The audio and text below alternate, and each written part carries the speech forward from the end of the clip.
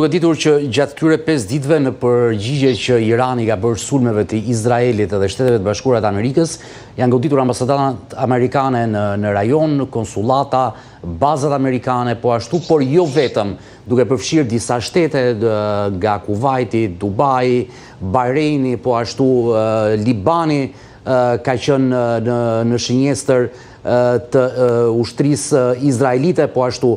Por edhe kjo tentativa për të shkuar një raket në Turqi që ne me të cilën nisëm bisedën, a mund të themi që edhe Erdoganit dhe Turqis i linte drejta për të përgjigjur, siç edhe mund të jetë diskutuar në Ankara në këto orë dhe të përfshihet bashkë me Shtetet e Bashkuara të Amerikës dhe Izraelin në një operacion goditës në Iranet? Duke nisur nga pyetja juaj e fundit, Turqia është përgjigjur që ne në momente caktuara do të përgjigjemi, sidomos ndaj çdo agresioni që prek territorin e Turqisë. Kjo është political correct, kur i thonë, në mënyrë politike ata, por tregon edhe maturi, për arsye se edhe dje general Petreos, ish drejtori i CIA-s dhe generali kryesor që ka qenë në lindjen e mesme, tha që taktikisht Irani ka vepruar shumë gabim duke futur në luftë detyrimisht vendet e Gjirit Persik ose vendet të tjera, për arsye sepse krijohet një koalicion i detyruar, duke ditur që këto vende, sidomos mbretëritë e Gjirit Persik, kanë qenë të distancuara nga zhvillimi i këtij operacioni të Shtetit Bashkuar të Amerikës edhe të Iranit.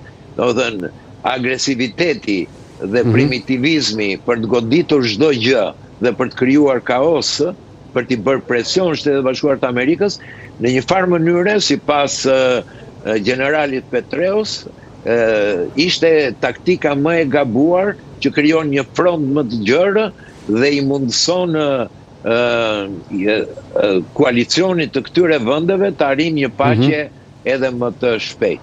Pra, ishte një taktikë e gabuar, e bërë nën presion dhe nën inatin e Iranit, por këtë do ta shikojmë në ditët në vazhdim. Mendohet që vendet e Gjirit do të kundërpërgjigjen, kanë goditur gjithë raketat e tyre, por mendohet që edhe flota detare dhe ushtarake që është e konsiderueshme, sidomos nga Arabia Saudite ose Emiratet e Bashkuara, mund të bashkohen për të realizuar ato qëllimet e përbashkëta që regjimi teokratik i Iranit të bjerë sa më shpejt.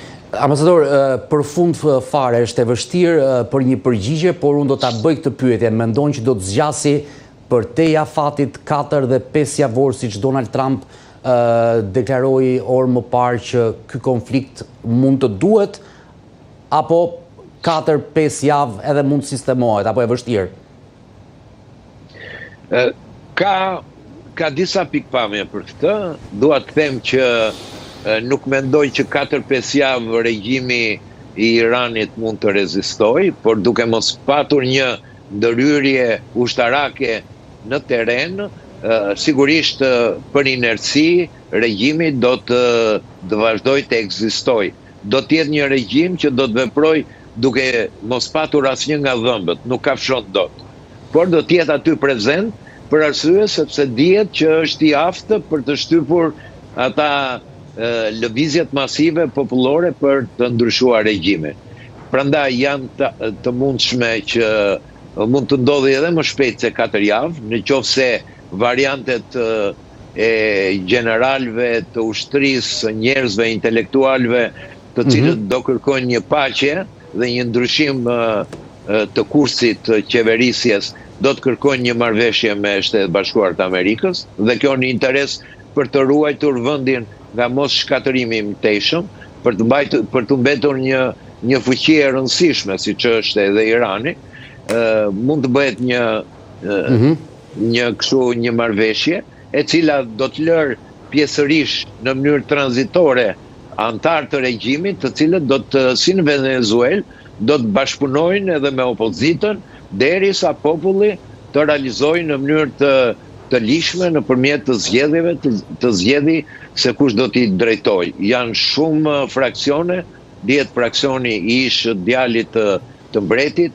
Shaut është tepër popullor, por nuk ka përkraje brenda. Janë organizata e Mekut, që një pjesë e tyre është dhe në Shqipëri, e cila është një opozitë e fortë, e organizuar mirë, por edhe ajo ka ato pyetjet e saj në vend. Janë lëvizje të tjera demokratike, por diçka është e qartë që Irani nuk do të ketë për një kohë të gjatë në vazhdimsi një regjim teokratik tashmë. Sepse në qoftë se do të mendoj që të vazhdonte regjimi, edhe ky sulm, argjimi i miliardave dollar, do të bëj i pamundur për arsye sepse ka edhe një kalkulus ekonomik. Njerëzit nuk argjojnë, ose shtetet fuqishme, ose superfuqia e botës të argjoj miliarda dollar për të mos ndryshuar asnjë gjë. Ambasador Neshor, shumë faleminderit për lidhjen dhe për analizën në lidhje me atë që ka nisur në Iran 5 ditë më parë. Kënaqësi. Kënaqësia ime.